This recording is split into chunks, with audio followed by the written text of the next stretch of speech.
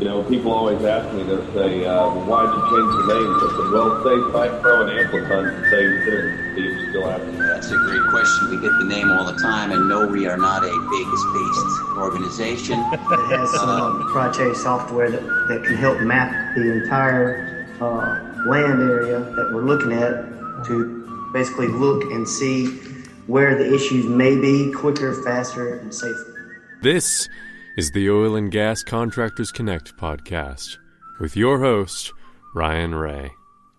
Welcome to another edition of the Oil and Gas Contractors Connect podcast. I'm your host, Ryan Ray, as always, and this is the show where you get to connect with oil and gas contractors from upstream, midstream, downstream, all parts of the industry. If you or your company would like to be on the show, the best way to do that is connect with me on LinkedIn. I will link to my profile in the show notes. And finally, this show is brought to you, as always, by R Squared Global. For more information about what R Squared Global does, go to GoR2.com. That's GOR, the number 2.com. Today we have on Taylor Quiet, who is the operations manager at Texas Pride Fuels. Taylor, how's it going? Great, sir. Thanks for having me on. Well, thanks for the time. We appreciate it. Let's start off. I've kind of started this habit now. Let's start off with the name, Texas Pride Fuels. What's in a name? Obviously you got fuels in there. What's in a name? What do you guys do, and who are you, and where are you located? Kind of give me the 30,000-foot view here. All right. So Texas Pride Fuels, we started back in 2004. Our owners are brothers, and one of the brothers was a consultant in the on the frac side, and essentially was dealing with a lot of drop fuel providers, and decided that he would come up with a fuel solution tailored to frac.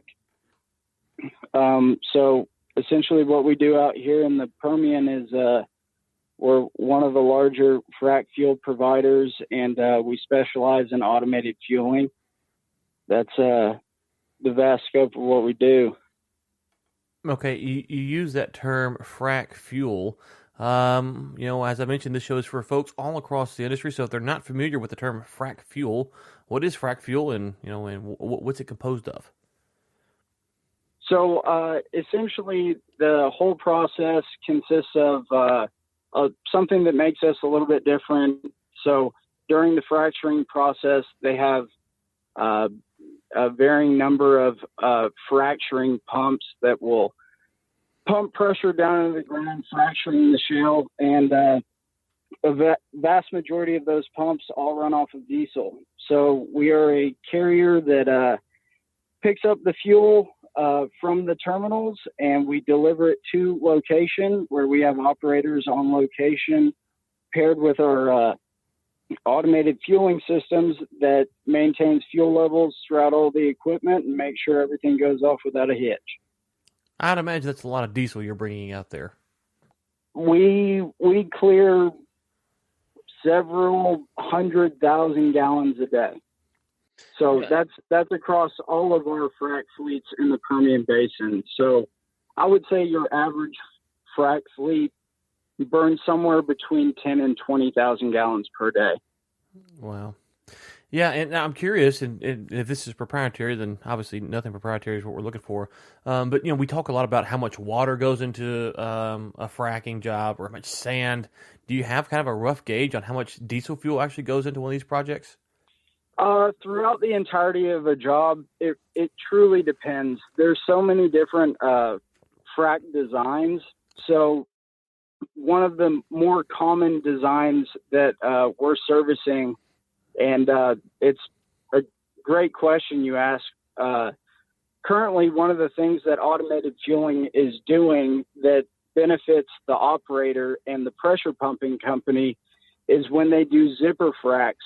So they'll drill 3 consecutive wells on one pad, and they will alternate between which well they are fracking. And in the traditional fueling sense, they have to wait in between each well for the operators to go through and refill all the equipment to get ready for the next stage. But when you have an automated solution, your equipment is ready to go as soon as the stage is over to start the next. So with these zipper fracs, depending on the operator and, again, the well design, you could be looking at, let's say, 90 stages to 300 stages. So it really depends. But if you look at it across 300 stages, you might be on that location for a month and a half doing about 15,000 gallons per day. So it adds up pretty quick. So back when the Haynesville Shale was blowing and going, and then it slowed down, I remember reading a headline. I think it was in Canada. I don't remember who it was, but Canada was looking to turn some of their rigs to using more natural gas because obviously the Haynesville Shale, they had a lot of natural gas. Sure. We're talking about diesel right now. Where are we at with that process? Is diesel still predominant? Is natural gas kind of coming up? And do y'all service both sides of that part of the industry? So we have noticed some. So natural gas, the issue they have there is they use turbine engines. And from my understanding, they have a hard time producing enough torque. But it is something that's being used. There's also another company that has electronic frac pumps. Ultimately, those run off of generators, and the generators run on diesel or sometimes natural gas. It just comes back in a circle. So, yes, sir. It's ultimately it comes back to diesel one way or another.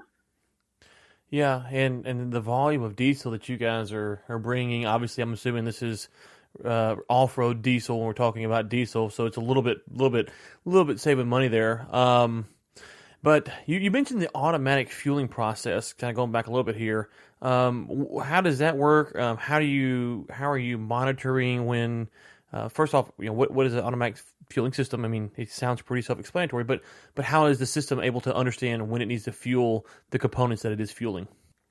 So there's a couple different ways that different automated fueling providers go about this. We kind of feel like our way is superior. There's a lot of people that use floats and valves.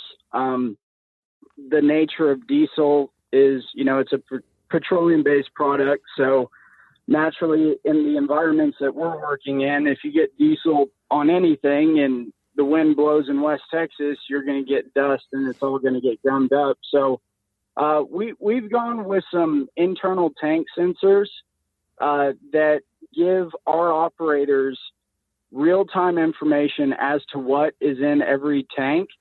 And essentially through the use of some proprietary software and PLCs, we can essentially mark set points saying, hey, never go above this percentage in the tank, never go below this percentage in the tank. And our system will essentially maintain those fuel levels. So we've got lines run to every piece of equipment, and we've got real-time information. We have superior tracking due to the fact that we're hooked into every piece of equipment. We are able to track every single gallon down to the 10th of what is going into these frac pumps and blenders and hydrations and whatnot. Yeah, and I'm guessing because of this system and the temperature swings and the volume turnover that you're using there, you're not really worried about a heat strike hitting and an expansion of the diesel and kind of overfilling the tank, because you're probably going through it so fast that it's not really time to worry about an issue like that. So we can also combat that issue with our set points. So if we say, hey, the highest level we ever want to be in this tank is 75%, due to the total capacity of the tank and the ability of the expansion of the diesel itself, it's never attainable for it to overfill. It's never going to be able to expand enough to take up that spare space that we've left for it. Okay, gotcha. So you are, even though it might not be a pressing concern because of the volume coming through, you do have the safety measures in place to prevent it in case it did happen. Absolutely. And when I mentioned that we have sensors inside the tank, one of them is, we'll just refer to it as our overfill protection sensor. Essentially, if that sensor is ever triggered, it will automatically shut down all flow to that unit. So there's a whole lot of redundancies built into this system to prevent anything of that nature taking place. Okay, now we're talking about a lot of heavy equipment here.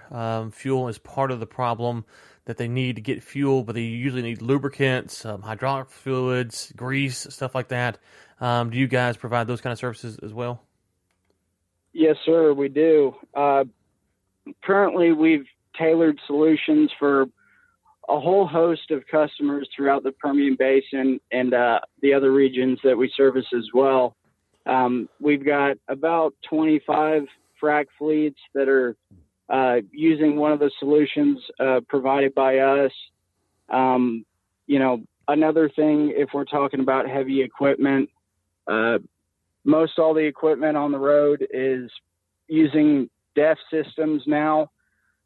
We have probably the largest DEF supply and storage in the Midland area, and we have a lot of ways to get that provided to folks.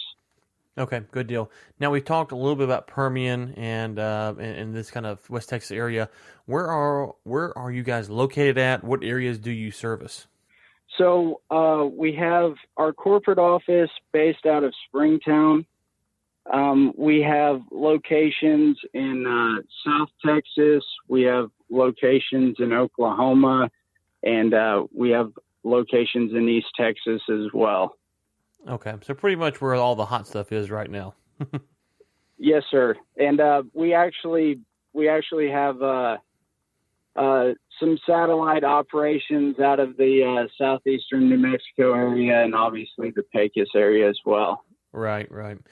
Okay, one of the things I've tried to get from folks is this question, this idea, this concept that in the oil and gas industry, like probably in any other industry, there are small things that at the start of a project or with you guys servicing a client that, if you don't remind the client or advise the client or inform the client of, they might overlook. And 6 months down the road, 3 months down the road, whatever it is, you wake up and you go, oh my goodness gracious, this is a big problem. We've got to deal with it.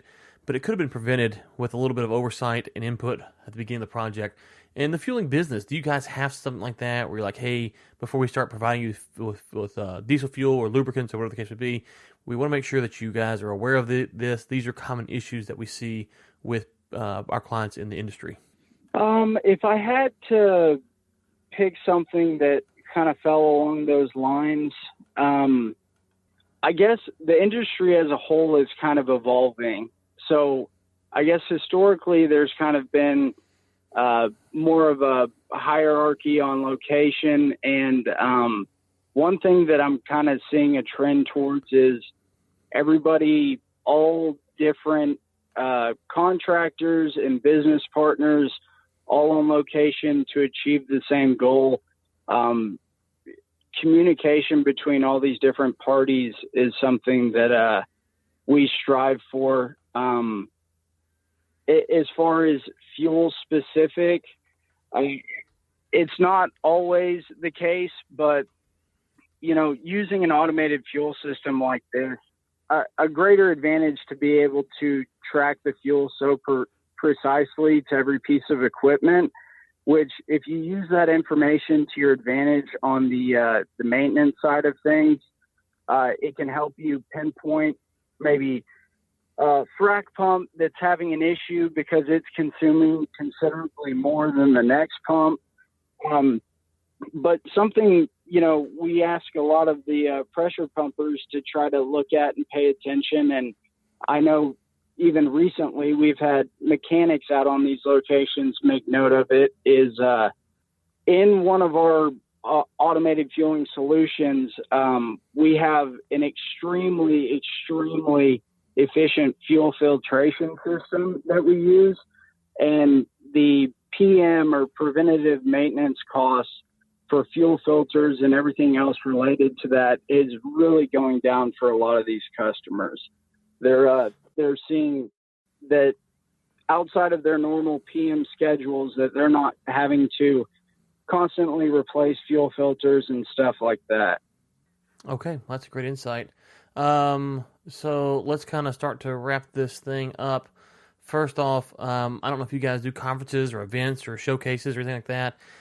They've got the website, obviously social media. Where would you want for people who want to connect or learn more about your company to follow you on LinkedIn, social media, website? Where do you want to point them to?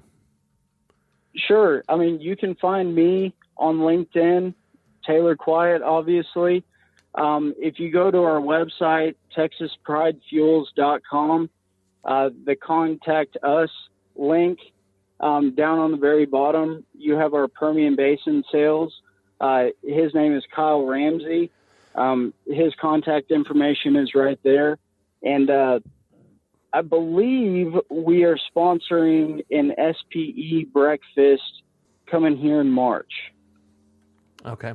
Good stuff, Taylor. And again, Texas Pride Fuels with an S.com. We will link to that in the show notes so you guys can go check it out.